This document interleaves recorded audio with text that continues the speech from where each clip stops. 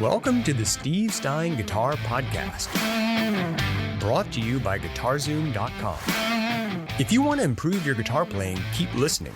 If you want to improve even faster, go to guitar-zoom.com, where you'll find all of Steve's premium courses, masterclasses, and memberships that'll help you quickly and easily improve your playing. Now here's your host, Steve Stine.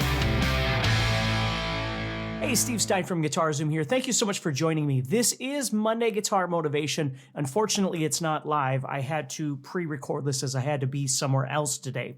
But today we're going to be doing is talking about bar chords and 3 ways to make that bar chord easier for you to play. And in order to do this, I actually have another camera set up back here so you can see what my elbow is doing as well.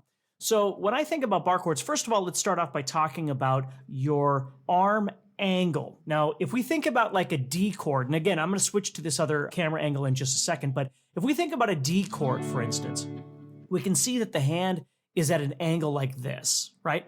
But if we wanted to play something like C, it would be very difficult to play it like this. It would be easier if we were able to bring the elbow in a little bit and turn the wrist this direction. Because in this situation, these fingers are on the bottom. But when we turn to a C, those fingers now all of a sudden have to move toward the top of the guitar. So when we're thinking about bar chords, there's 3 things I always think about. Number 1, the strength at which you're squeezing that chord onto the fretboard. The second thing is your wrist placement. And then the third thing is your elbow placement. Now, when you're doing this, what I want you to think about is how you're sitting as well. For instance, you can't really see it, but this leg is actually elevated a little bit, which brings the guitar up a little bit. The second thing is when I go to play, as I use my elbow right here against the back of the guitar, I tend to brace it a little bit, which pushes the guitar neck out a little bit. So I'm not playing straight across my guitar. And if you've heard me talk about chords, you've heard me talk about this before anyway. But basically, if I put the guitar straight across my guitar, what that means is this elbow is going to have to be out here, and this elbow is going to have to be back here. If I sort of brace that in and squeeze that guitar in a little bit like this, what it does is it allows my elbow here to be in a natural position, and then therefore this elbow as well is in a more natural position, and it's got room here where my stomach is to move a little bit, okay? Now everybody's different, but the reason I talk about this is because when I was first learning how to play bar chords, I struggled far more than any of my students ever have. I couldn't get them. I couldn't get them to work. I tried, and then all of a sudden it started making sense to me. But what I started realizing is I had to sort of morph myself around the guitar neck to figure out how to make this to work best. Now, the last thing I want to say before I show you this is also be aware that an electric guitar is probably going to be easier than an acoustic guitar when you're practicing these things.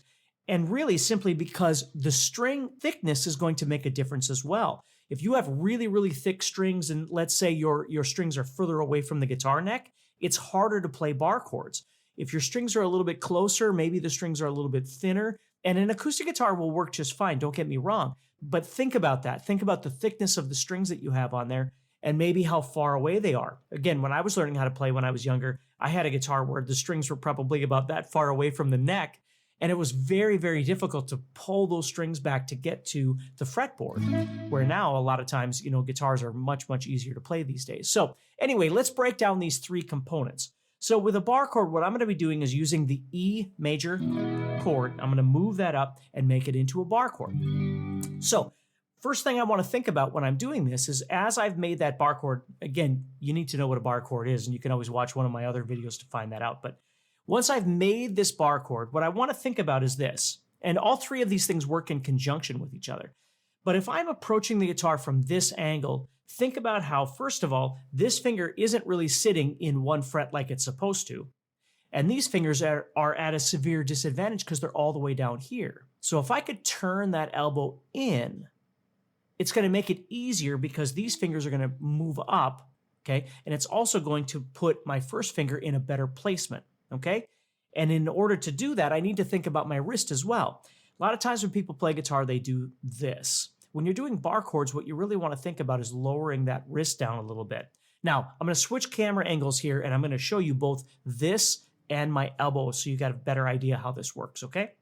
All right, so here we are. What I want you to think about is if my wrist was up like this, it would be hard to be able to reach those. But if I can move my wrist down a little bit, So the thumb is more in this position. Now, again, your thumb might be up here a little bit. It might be down here a little bit. It depends on your hand size, all sorts of different things. But what I want you to think about is with the wrist down, I can move those fingers more. When the wrist is up, I don't have as much movement in my fingers.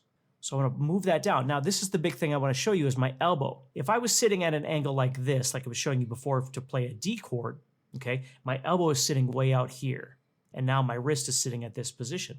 If I can keep my wrist down a little bit and move that elbow in, you see, I'm moving that elbow toward my stomach a little bit. That's going to straighten out this first finger as opposed to being out here. So with the combination of my wrist being in a bit more of a downward position with my thumb back here, now I can straighten these out a little bit, and my elbow in a little bit, it's going to straighten all of that out. Now I could even move my elbow in further if I needed to, which is going to turn the wrist even more this direction, which I'm going to show you when I go back to the other angle. But think about that. So my wrist is down, my elbow is not sitting out here, my elbow is down here, and I could even move that elbow in a little bit this direction.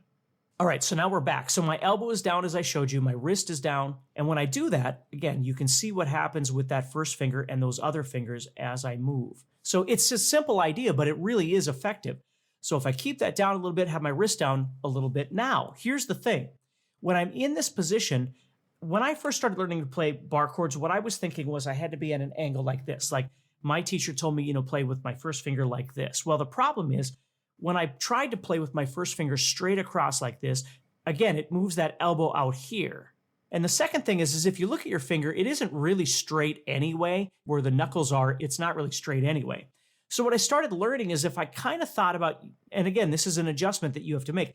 If I kind of thought about using the side of the finger a little bit, that way, if I was even turned just a little bit this direction with the joints of my finger or the knuckles of my finger, I could still be pressing on those strings. And then, of course, you've got these 3 fingers or however many fingers you're using for your bar chord. Maybe you're making a minor bar chord or something. But those are covering up frets in front of that bar, right? So when I go to make this, if I kind of think about, instead of being straight on like this, trying to press down, if I turn my elbow in and kind of play with my finger just at a little bit of an angle,